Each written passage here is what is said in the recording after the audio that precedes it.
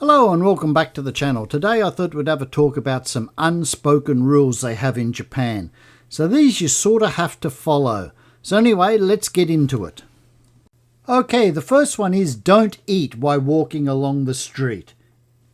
Now, there's nothing to say you can't do it, but you're going to get a lot of dirty looks if you do it. So there are places you can, if you go to like festivals and that and they have street food, yeah, that's fine. Everyone eats around there. But just normally people don't do it. So like if you want something to eat and drink, go to a convenience store. They're everywhere, you know, on every corner just about they have a convenience store. You can buy any drinks, alcohol. Now some places are frowned about you drinking alcohol on the street, so be careful about that. But you know, they have like food you can buy. And in summer, it's a good place to have a break because it's stinking hot outside, humid as anything. And these places are air conditioned. Come in, have a break, and you can get something. They got sandwiches. They have rice balls, bentos, everything, bread. Now, also in the convenience places, there's also a place where you can sit and have something to eat. They have tables and chair here where you can have a rest. So don't go walking along the street, just sit down and have something to eat. Now the next one is using your phone. So everyone knows you're not supposed to use them on trains and buses. There's so many things on YouTube about don't use your phones on trains and buses. So I'm not going to get into that. But also you shouldn't use them in restaurants, cafes, public places like that. People don't talk on their phone in a restaurant. They'll tend to, if they get a phone call, they'll go outside and speak outside. It's just the way they do it. It's just like courtesy. They don't want to interrupt everyone with their phone call. So you should try not to use your phone in places like that. Restaurants and cafes and that. Some shops are okay, but you know, you just got to be really careful on how you do it. And if you do talk on your phone somewhere like that, just try to speak softly. Don't really make a lot of noise. It doesn't go down real well. So that is one thing. You have to be careful on where you use your phone. Another one is don't be too critical about things, especially food. If you go to a restaurant and the food is not that good and they ask, oh, how was it? Just say, oh, it was great, thanks. You know, don't worry about complaining about it. People don't do it, and it just doesn't go down real well if you complain about it. You're better off just not going back to that restaurant again. You know, like on Japanese TV, they got them and they're tasting food. They take, you know, a mouthful, and before they've even really chewed it, or, oh, this is the best I've ever eaten, this is delicious, you know, blah, blah, blah, blah. You know, it's just nonsense. But, you know, yeah, they don't really complain about that sort of thing. So if you do go to a restaurant, it's not up to your standards, it's not worth complaining. Just sort of take it and just don't go back there again. That's the best way to do it. Another one is giving money. So you don't just give money to people, you usually put it in an envelope. So there's different types of envelopes for funerals, for weddings, things like that. And then you usually write your name and how much money you give on the back. For weddings, you sort of can't give an even number of money. So you can't give like 20,000 yen because you can divide it 10,000 and 10,000. You have to give like 30,000 yen. It's an odd number. So there's all these funny little rules what they sort of put in. So you have to make sure you use the right envelope. You don't want to put your money in a funeral envelope to go to a wedding. That wouldn't go down very well. So you have to be very careful on what type of envelope you use. Another one is being late. They really frown about this.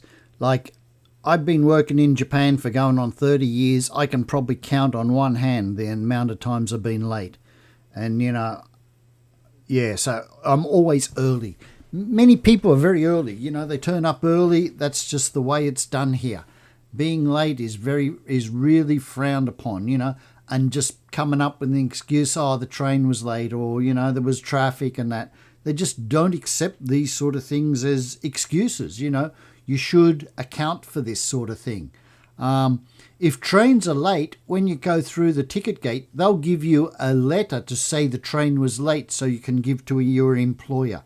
This is how serious it is about being late. So, trains usually run like clockwork, but sometimes they are late. If they are, you can get a ticket which tells you the train was late. You give to your employer and might be okay.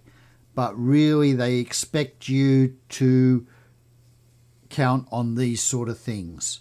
So, being late is really frowned upon. You should try not to be late. That is very important. Another thing is people leaving personal items on a table. You might go to a restaurant or like a food court or something like that, and there's a cell phone or someone's handbag or something like that sitting on the table. And you think, someone's left it behind. No, the person's reserving the table. They're probably up at the counter ordering some food or something like that.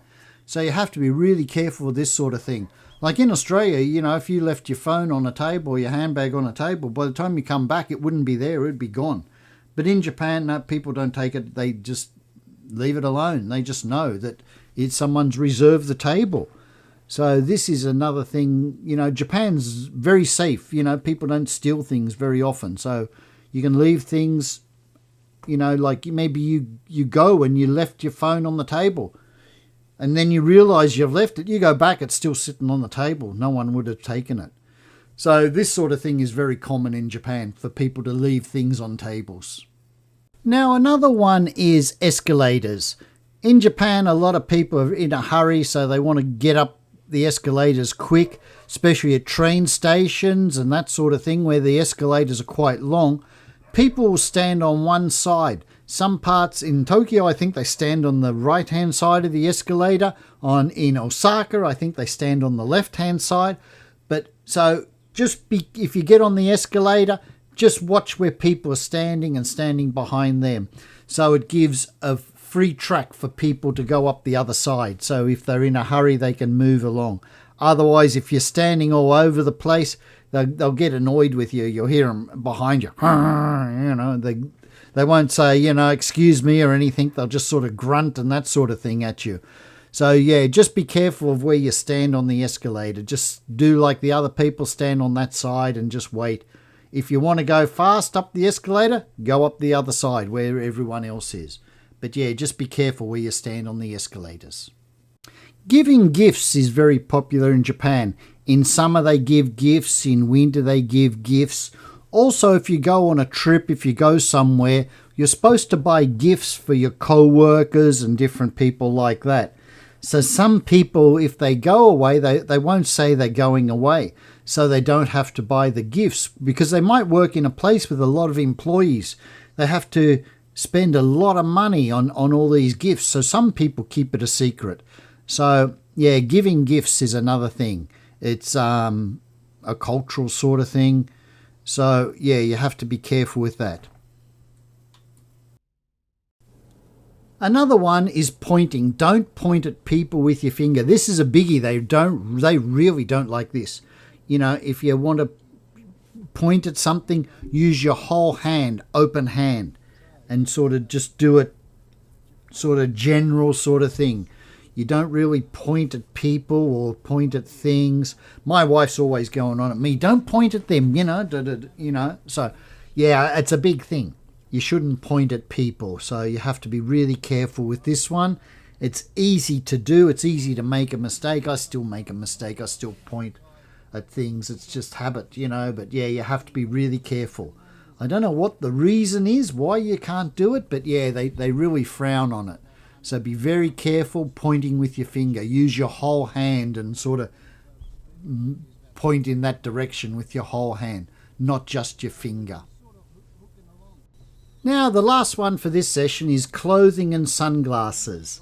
So clothing, in Japan, they don't wear shorts a real lot.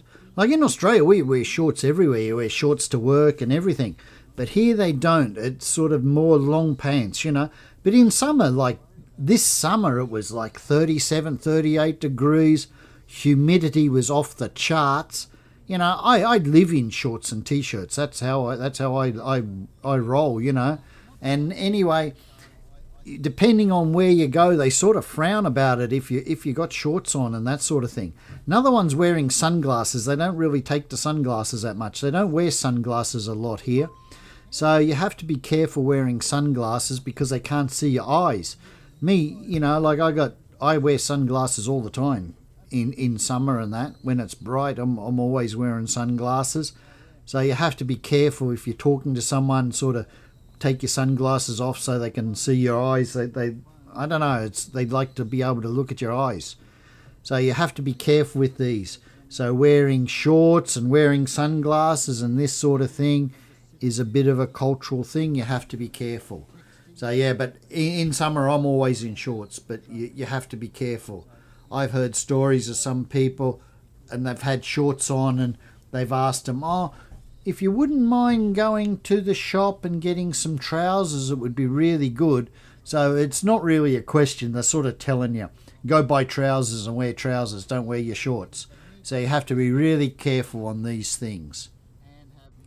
Okay, that's it for today. I hope you enjoyed this episode. It's just a little look on some unspoken rules they have in Japan. Some make sense, some don't really make sense. That's just the way it is here. Anyway, until next time, that's all for now. Catch you later.